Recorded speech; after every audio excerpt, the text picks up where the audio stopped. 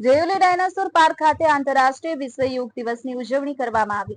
વિશ્વના ત્રીજા નંબરનું અને દેશનું પ્રથમ નંબરનું ડાયનાસોર ફોસિલ પાર્ક રયોલી ખાતે વિશ્વ યોગ દિવસની ઉજવણી કરવામાં આવી હતી.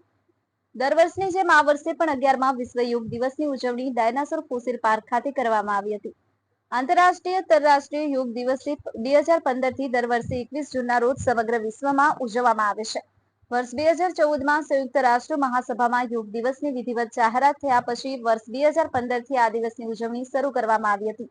યોગ એક શારીરિક, માનસિક અને આધ્યાત્મિક અભ્યાસ છે જેની શરૂઆત પ્રાચીન ભારતમાં થઈ હતી. યોગી વ્યક્તિ જેનો એક ભાગ છે તેને બ્રહ્માંડ સાથે સભાનતાપૂર્વક વ્યક્તિગત સ્વને જોડાવાની રીતે સૂચવે છે. હિન્દુ દંતકથાઓ અનુસાર શિવની યોગના કારક માનવામાં આવે છે. તેઓ આદિયુગ પ્રથમ યોગી હોવાનું કહેવાય છે. યોગિક સંસ્કૃતિમાં ગ્રીષ્મ અયનકાળનું મહત્વ છે કારણ કે તેની યોગની શરૂઆત માનવામાં આવે છે. આ યોગ દિવસ જીઓલોજીકલ સર્વે ઓફ ઇન્ડિયા તેમજ બાલાસિનોર ફોરેસ્ટ વિભાગ તેમજ બાલાસિનોર તાલુકા પોલીસ સ્ટેશન તેમજ ડીવાયએસપી ઉત્તર બુનિયાદી વિદ્યાલય રયોલી પ્રાથમિક શાળા રયોલી ડાયનાસોર મ્યુઝિયમના સ્ટાફ રયોલી સરપંચ જેઠોલી સરપંચ રયોલી ગામના ગ્રામજનો તેમજ પત્રકાર મિત્રો વડીલો ભાઈઓ અને બહેનો વગેરે જોડાયા હતા.